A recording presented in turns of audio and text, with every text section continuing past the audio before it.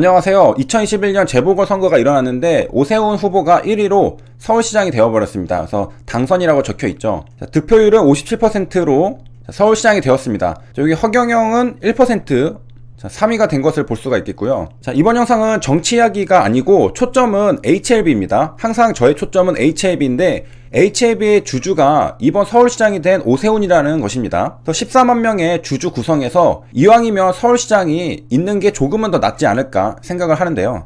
오세훈 후보는 HLB 장기 투자자죠. 627, 216도 전부 겪었고 굉장히 오랫동안 주식을 보유한 주주입니다. 자, 워낙 주주님들의 관심이 많았는지 이전에 뉴스 기사도 나온 게 있는데요. 후보자 재산 신고서로 오세훈 후보랑 배우자의 주식을 뉴스 기사로 다룬 것도 있습니다. 자, 그만큼 사람들이 관심이 많고 또 제보도 많이 들어가니까 기자가 뉴스 기사로 다뤘었겠죠. 그래서 HLB 셀트리온 관해서 뉴스 기사가 나온 게 있습니다. 자, 오세훈 후보의 주식 보유 현황이 바뀐 것에 대해서 설명해주고 있는데요. 2019년 12월 말에서 2020년 12월 말 1년 사이에 HLB의 주식이 어떻게 바뀌었느냐 거기에 대해서 다룬 기사인데요. 여기 보면은 HLB 주식이 3,420주에서 2,831주로 오세훈 후보는 줄었습니다. 마이너스 589주를 팔았죠. 그러니까 다른 종목들 셀트리온 헬스케어도 214주를 팔았습니다. 그래서 신라제는 팔고 싶어도 팔 수가 없죠. 신라제는 그냥 물려 있습니다. 그래서 오세훈 후보도 주식을 사고 팔고 하는구나 라는 것을 알 수가 있고, 자, 그리고 여기 나와 있는 수량은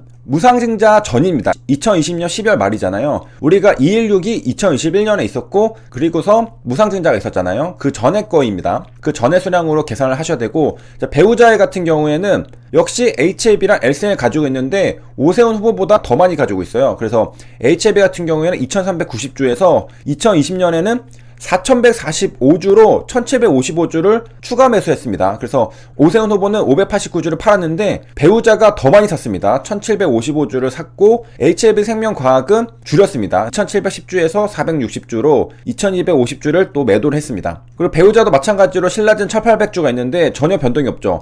다른 것들은 종목 매매가 굉장히 활발하다는 것을 알 수 있는데 신라젠만 없습니다. 왜냐? 거래정지니까. 자, 그래서 보유 수량도 오세훈 후보에 비해서 배우자가 더 많다는 것을 알 수 있겠고 2020년 들어서 여러가지 주식들을 쇼핑한 것을 볼 수 있겠습니다. 자, 그만큼 주식에 관심이 많다라는 거죠. 그리고 주식에 관심이 많다 보니까 주가 흐름도 자주 보겠죠. 자, 물론 추측이겠지만은 내가 산 주식이니까 이왕이면 오르는 게 좋잖아요. 그래서 관심을 가지고 있을 거다 생각할 수 있겠고요. 내가 산 종목에 대해서 관심 없는 주주는 없잖아요. 그렇기 때문에 오세훈 후보랑 배우자 모두 HLB랑 HLB 생명과학을 가지고 있다. 자, 여기까지 살펴봤고요. 자, 알고 보니까 오세훈뿐만 아니라 박영선도 바이오 마니아였다 이렇게 나와 있는 뉴스 기사가 있습니다. 자, 둘 다 50억 원대 재산을 보유하고 있는데, 자, 주식을 뭘 가지고 있느냐? 먼저 박영선 후보의 배우자는 셀트리온을 가지고 있는 것을 볼 수 있겠습니다. 자, 이것은 배우자가 가지고 있는 것이고, 자, 그 다음은 이제 오세훈 후보 것은 우리가 살펴봤었잖아요. 자, 규모를 보니까 대략 8억 5천만 원 규모의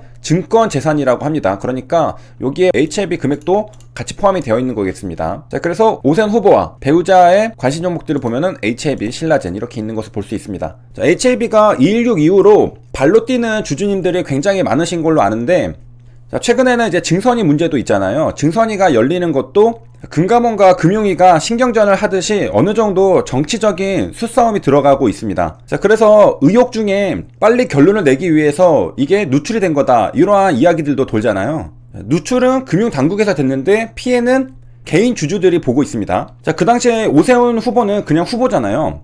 자, 그런데 이제는 서울시장이 되었습니다. 정치인이잖아요. 적어도 서울시장과 그 배우자는 직접적이긴 힘들어도 간접적으로는 영향을 미칠 수 있는 자리에 올라와 있기 때문에 증선위와 관련해서 개인 주주들이 속수무책으로 당하는 것에 대해서 어느 정도 억제력을 주지 않을까 생각을 해볼 수가 있겠습니다. 공직자가 뭐 자기 재산의 이익을 지키기 위해서 막 적극적으로 행동하면 안 되겠지만은 그런 HLB 주주가 서울시장이라는 자리에 있다는 사실만으로도 어느 정도 억제력을 가질 수는 있겠습니다. 다른 사람들도 서울시장한테 밉보여서 뭐 좋을 건 없잖아요. 만약에 HLB에 대해서 너무 가혹하게 평가를 하고서 아주 보내버렸다. 그러면은 그건 곧 HLB 주주인 오세훈 서울시장도 보내버리는 거거든요. 그렇기 때문에 어느 정도 부담이 있을 수 있겠습니다. 여기 주식의 보유 현황을 보면은 오세훈 서울시장이 가지고 있는 게 HLB가 가장 비중이 큰 걸 볼 수 있겠습니다. 사실상 HLB 하나만 들고 있다고 봐도 되죠. 다른 것들은 뭐 톱텍 100주, 신라젠 257주, 셀케는 팔았고 셀트리온 2주, 두산도 0주니까 그냥 HLB만 들고 있는 상태입니다. 배우자도 마찬가지로 HLB가 4,000주를 가지고 있고 주식 수량이 가장 많은 게 HLB입니다. 자, 그러니까 직접적인 영향을 미치지는 못하더라도 서울시장이 HLB 주주다라는 사실만으로도 어느 정도 증선이나 다른 이슈들에 있어서 간접적으로 어느 정도 긍정적인 영향은 미칠 수 있지 않을까 그런 생각을 합니다. 직접적으로 행동하는 건 아니죠. 그건 그렇고 선거는 어떻게 되었느냐, 오세훈이 25개의 싹쓸이 압승을 했다고 합니다. 부산시장에는 박형준이 당선했다고 하는데, 자, 여기 승리했다 이렇게 하는 거 있고, 서울에 전부 다가 오세훈의 색깔이 들어가 있는 것을 볼 수가 있는데요. 자, 그전에는 어땠느냐, 2011년도에는 박원순 회색입니다. 이렇게 박원순이 차지를 하고, 자, 그 다음에 2014년에도 박원순 파란색 이렇게 차지를 하고, 자, 그리고 2018년에는 박원순이 싹쓸이를 했었네요. 이렇게 쭉 차지를 했었는데, 자, 이번에는 오세훈이 차지를 했습니다. 자, 이로써 민주당은 2011년 이후 10년 만에 다시 보수 정당의 서울시장 자리를 내주게 되었습니다. 자, 그리고 이날부터 공식 임기를 시작한다고 하고요. 자, 어제 저녁부터 오세훈 후보가 앞서 나가고 있다 이런 얘기들이 나왔는데, 자, 전체 개표 집계는 오전 3시가 조금 넘어서 완료가 됐습니다. 그러니까 확실한 결과는 오늘 아침에 받아볼 수 있었다라는 것이고요. 자, 투표 숫자는 오세훈 270만 주, 박영선 190만 주, 합치면은 대략 500만 주가 조금 안 되는데요. 자, 투표율이 서울이 58%였다고 합니다. 공휴일이 아니었음에도 투표를 많이 했다는 건데, 광역단체장 재보선 투표율이 50%를 넘은 것은 이번이 처음이라고 합니다. 자, 그만큼 사람들이 관심을 가지고 회사를 출근함에도 나가서 투표를 했다는 건데요. 특히 보수 성향이 강한 서초, 강남, 송파, 강남 3구 투표율은 60%를 웃돌았으니까 직접 나서가지고 투표를 많이 했다.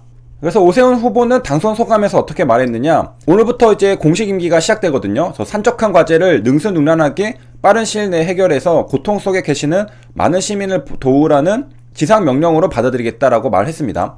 지상명령은 기독교에서도 꽤 많이 쓰거든요. 그래서 찾아보니까 오세훈 서울시장의 종교가 천주교네요. 지상명령은 땅 위, 지면의 명령이 아니라 다할지의 윗상자입니다. 그래서 가장 높은 곳의 노임명령, 그러니까 더할 수 없이 가장 높은 곳, 최상이라는 뜻을 바로 지상이라고 합니다. 그래서 가장 높은 곳에 놓인 명령, 즉 누구도 거역할 수 없는 명령을 지상명령이라고 합니다. 그래서 우리가 기독교 같은 데서 지상명령은 신이 내린 명령이니까 가장 높은 곳에서 내려온 명령이잖아요. 그래서 누구도 거역할 수 없이 반드시 우리가 수행해야 할 그런 명령이다 이렇게 생각하는 거잖아요. 오세훈 후보는 서울시장의 역할을 지상명령으로 받아들이겠다 이렇게 표현을 했습니다. 그만큼 최우선적으로 열심히 하겠다는 거겠죠. 자, 그래서 이번 시간에는 정치 이야기 아니고 초점은 HLB였습니다. 자, 이번에 서울시장이 오세훈이 됐는데 HLB 주주다. 그래서 앞으로 뭐 증선이도 있고 여러 가지 있는데 서울시장이라는 위치에 있다는 것만으로도 어느 정도 간접적으로 뭐 도움을 받을 수 있지 않을까, 그러한 생각을 해보게 되었습니다. 여기까지 시청해주셔서 감사합니다.